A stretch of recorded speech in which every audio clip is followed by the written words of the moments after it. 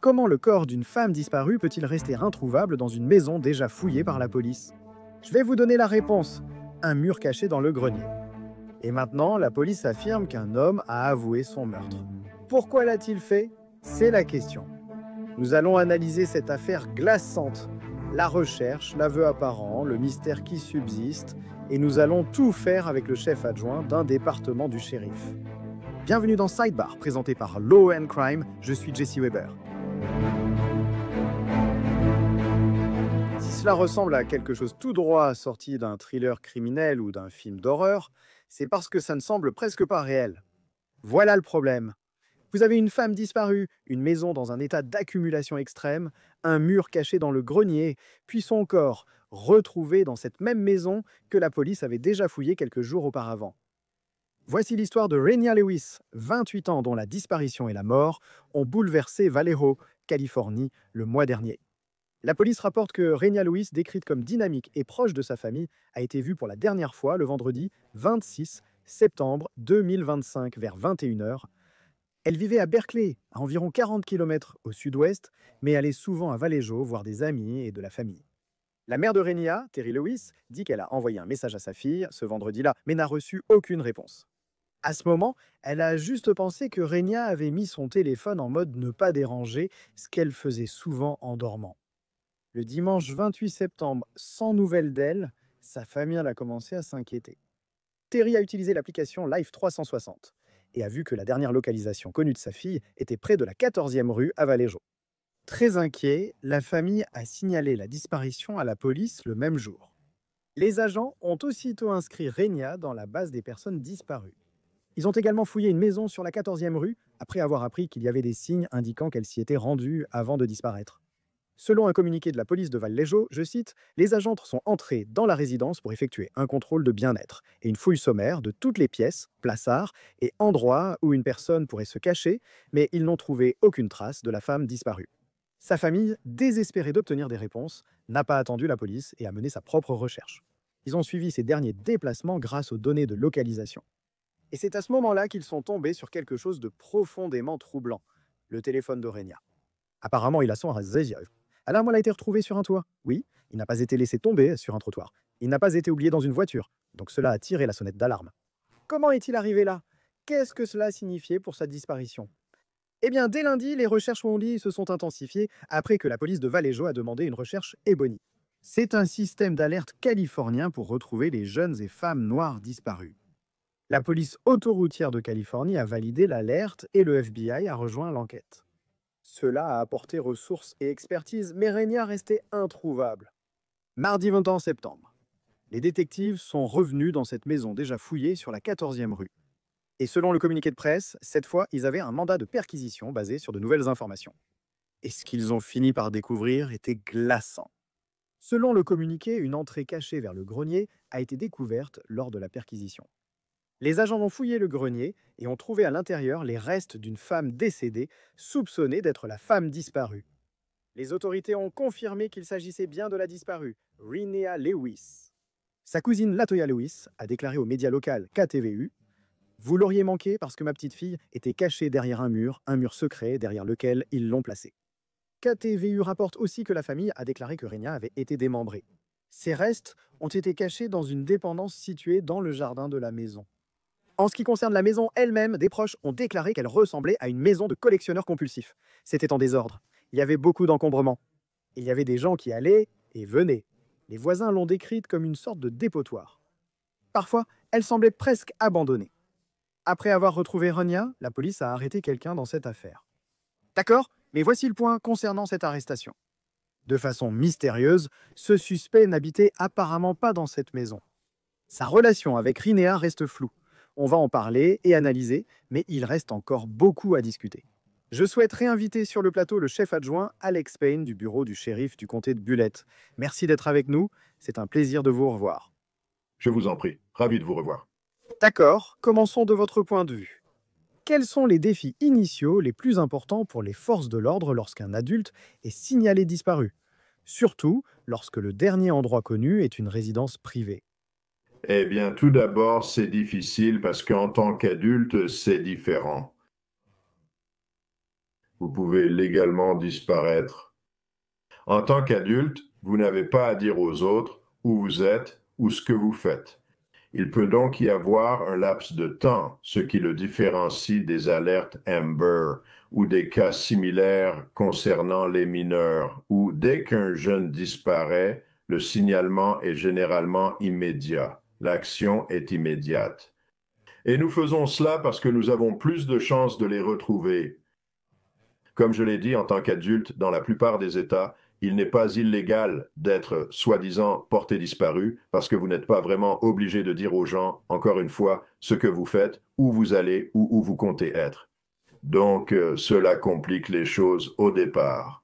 Et puis, une fois que la police obtient suffisamment d'informations, qu'assez de temps s'est écoulé, ou qu'il y a peut-être une circonstance urgente qui attire suffisamment l'attention des forces de l'ordre pour qu'ils se disent, et ce n'est pas juste quelqu'un qui est parti sans prévenir personne, il pourrait y avoir quelque chose de criminel ici. Il pourrait y avoir quelque chose de dangereux pour cette personne. Et ensuite, les choses commencent à aller plus vite. Laissez-moi vous demander sur cette perquisition. Selon la chronologie, la police a réagi vite et est entrée pour un contrôle de bien-être.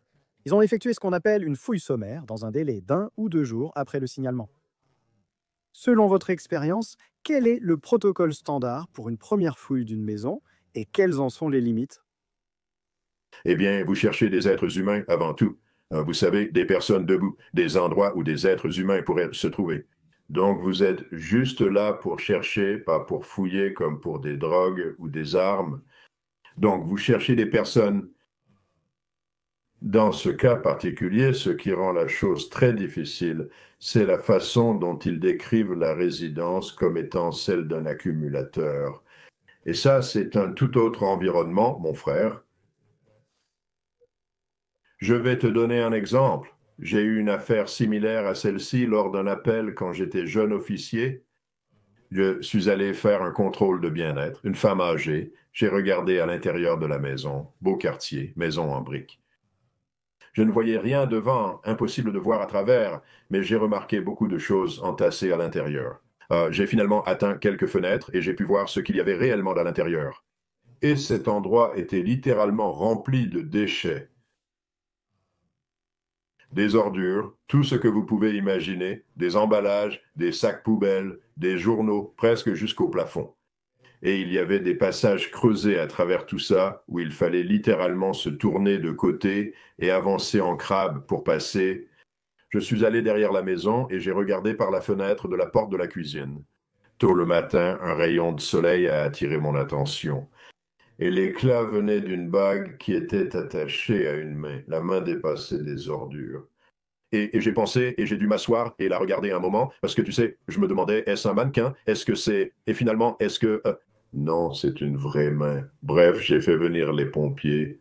Nous avons dû forcer l'entrée pour traverser toutes les ordures et tout ça. Mais cette dame était littéralement en train de descendre un de ses chemins. Elle a eu une crise cardiaque, est tombée dans les déchets et a été presque complètement ensevelie par eux. Nous ne l'aurions jamais trouvée en vidant tout ça sans avoir vu sa main dépasser des ordures. Voici l'environnement auquel vous faites face quand on parle d'une maison ou d'un environnement de thésauriseur. C'est horrible. Je veux dire, c'est terrifiant pour le moins, mais ça met en évidence un point dans cette affaire, non? Vous savez, la police, elle fouille la maison. Apparemment, ils ne trouvent rien.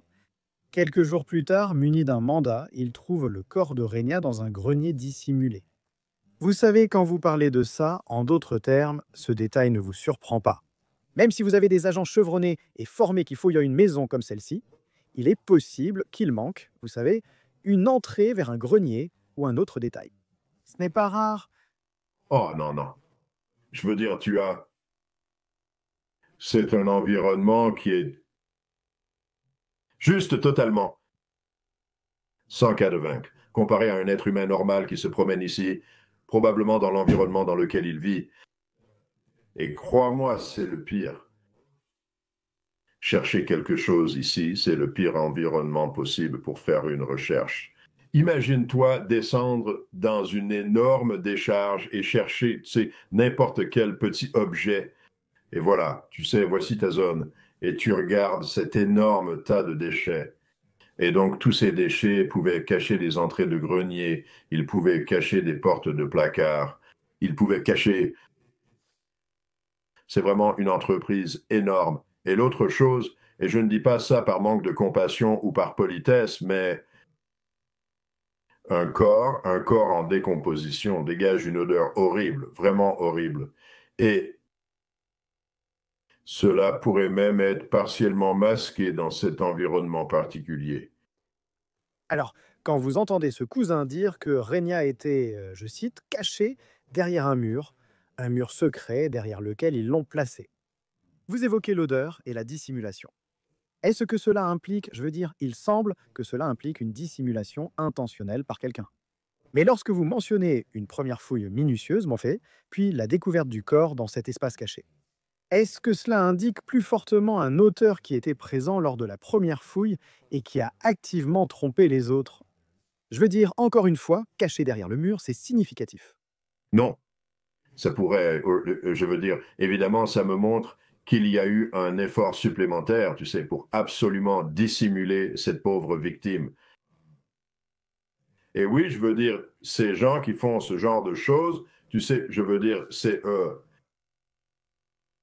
tu sais, on en a déjà parlé, ce sont juste des gens mauvais. Ils sont prêts à tout pour cacher des preuves dans ce genre de crime, donc ça ne me surprend pas. La découverte du téléphone de la victime sur un toit a marqué un tournant dans l'enquête, surtout car c'est la famille et non la police qui l'a trouvé. Que penses-tu du fait qu'il ait été retrouvé là? Est-il fréquent que famille, amis ou communauté trouvent des éléments lors de recherches et les remettent ensuite aux forces de l'ordre? Non.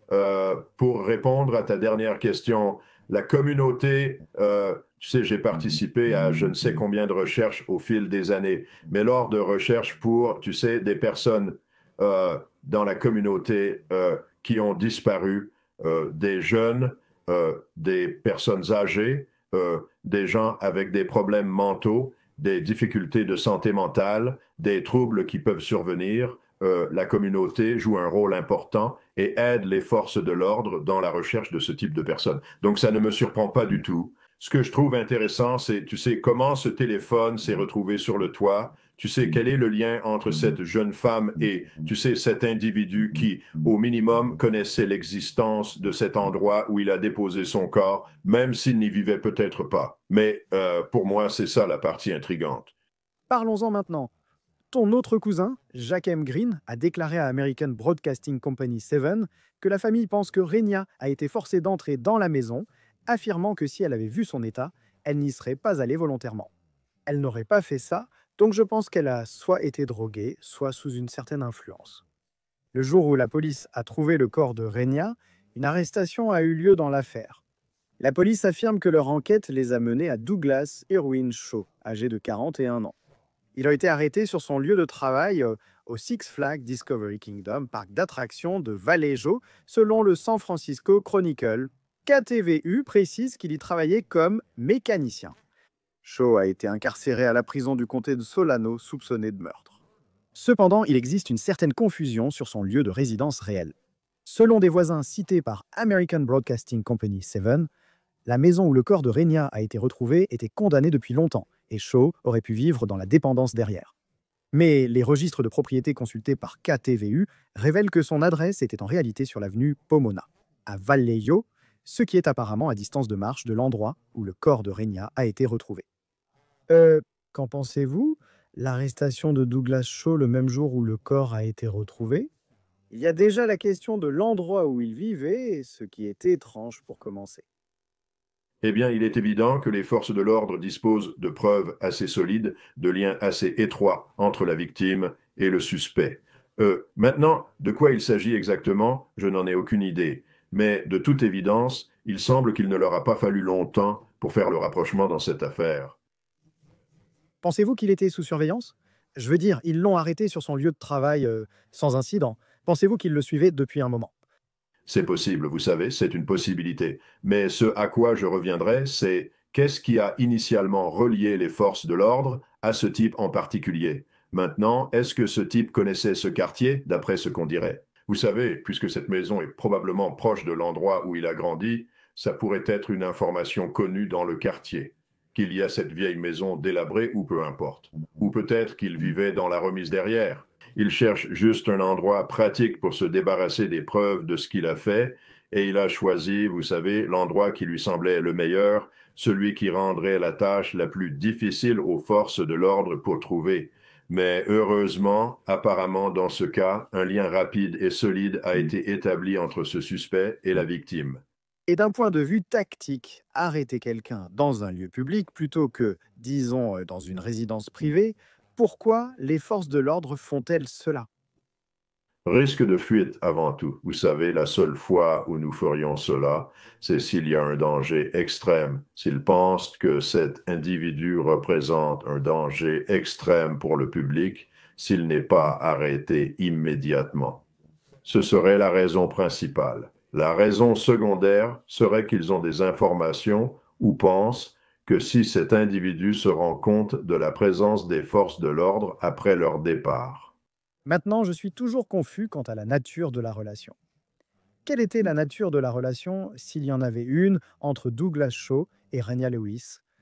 Cela pourrait évidemment être une situation que nous avons déjà vue, où des inconnus complets peuvent tuer. Mais d'un point de vue d'enquête, et en supposant qu'il ait fait cela, comment établissez-vous le lien? Surtout si ce lien n'était pas immédiatement évident pour la famille ou les amis. Eh bien, ce qui me vient tout de suite à l'esprit, c'est le téléphone. Ce serait intéressant parce que je suis sûr que la famille partagerait ce téléphone avec les forces de l'ordre. Ils utiliseraient ça et la première chose, bien sûr, de nos jours qu'on va examiner, ce sont les publications sur les réseaux sociaux et toute son activité sur les réseaux sociaux. Il pourrait y avoir eu des éléments dans ce téléphone qui ont mené directement les forces de l'ordre à cet individu. Donc, ce serait la première chose qui me viendrait à l'esprit. Vous savez, à part ça, les forces de l'ordre fonctionnent un peu comme des éponges. Nous sommes à la merci des informations ou de leur absence. Et donc, nous dépendons beaucoup de la communauté et du public pour nous fournir des renseignements.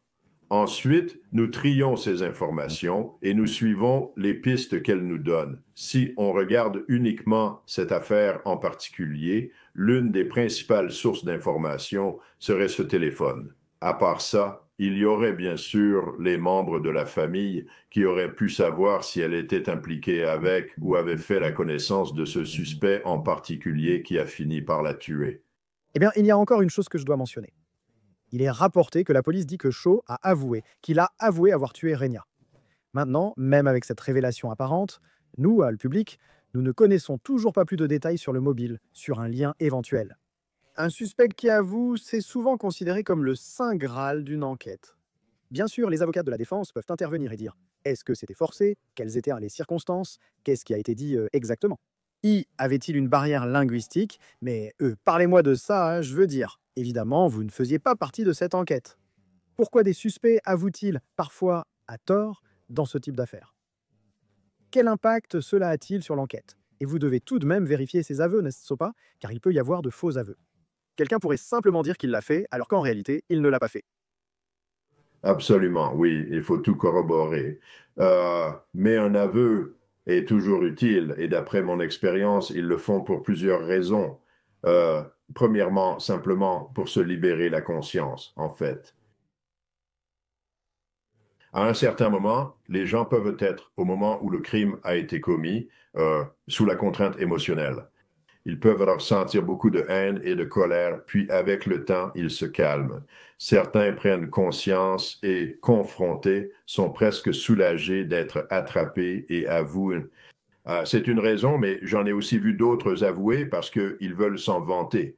Donc, il y a l'autre extrémité de ce spectre. Il y a diverses raisons, mais quelle que soit la raison, lorsque cette information sort de la bouche du suspect, c'est le travail des forces de l'ordre de la corroborer. Nous devons soit prouver, soit réfuter cet aveu particulier. Maintenant, chef adjoint Payne, il y a autre chose dont je voudrais vous parler. C'est assez troublant, car apparemment ce meurtre marque le 14e homicide de 2025 rien qu'à Vallejo. Donc, d'un point de vue de commandement, que vous dit ce chiffre? La criminalité violente, surtout les homicides, augmente clairement. Ce n'est pas quelque chose que l'on souhaite voir, mais malheureusement, C'est un problème auquel de nombreuses villes à travers le pays sont confrontées et certaines d'entre elles y font face depuis un certain temps et c'est juste c'est une situation triste partout dans le pays. Là où vous voyez ce type d'homicide, surtout ce manque de respect pour la vie humaine qui se manifeste bien trop souvent, tout le monde serait d'accord là-dessus. Je ne sais pas quelle est la solution, vous savez, comme si vous savez, il va falloir qu'on se réveille en tant que société et qu'on retrouve cette dignité, ce respect pour la vie à nouveau. Cela met-il une pression sur la police et leurs ressources d'enquête? Est-ce aussi un signe de cela? Quand vous commencez à avoir des chiffres qui dépassent votre capacité à traiter chaque cas individuellement avec diligence, alors oui, et je peux vous dire tout de suite que c'est le cas dans certaines villes. Je vais vous donner un indicateur et je ne mentionnerai pas la ville. Mais quand vous avez un grand service de police, qui doit littéralement diviser ces fusillades en deux catégories. Ah, vous savez, je vais vous donner cet exemple. Ils ont littéralement une unité, un groupe d'enquêteurs qui ne s'occupe que des fusillades non mortelles. Ensuite, ils ont un groupe séparé qui s'occupe des fusillades mortelles ou des homicides. Ça, c'est être débordé. Oui, bon point. Jeudi, Shaw a comparu au tribunal et a été officiellement inculpé de meurtre. KRON 4 a examiné les documents d'inculpation qui précisera que Shaw aurait avoué avoir tué Renia avec un couteau. KTVU rapporte qu'il n'a pas plaidé jeudi, mais ensuite, il y a une ex-petite amie de Shaw qui aurait apparemment parlé avec KTVU en disant qu'elle l'avait rencontré lorsqu'ils travaillaient tous les deux à Six Flags. Elle a finalement obtenu une ordonnance restrictive contre lui en 2023.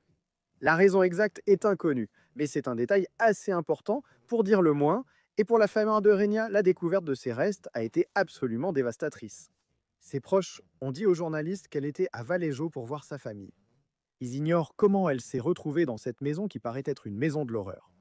Sa mère, Terry Lewis, a confié à KTVU s'être effondrée en apprenant la nouvelle des détectives. Sur le chemin depuis Stockton, je suppliais Dieu de ne pas laisser ce soit elle. S'il te plaît, pas elle, ma prière n'a pas été exaucée.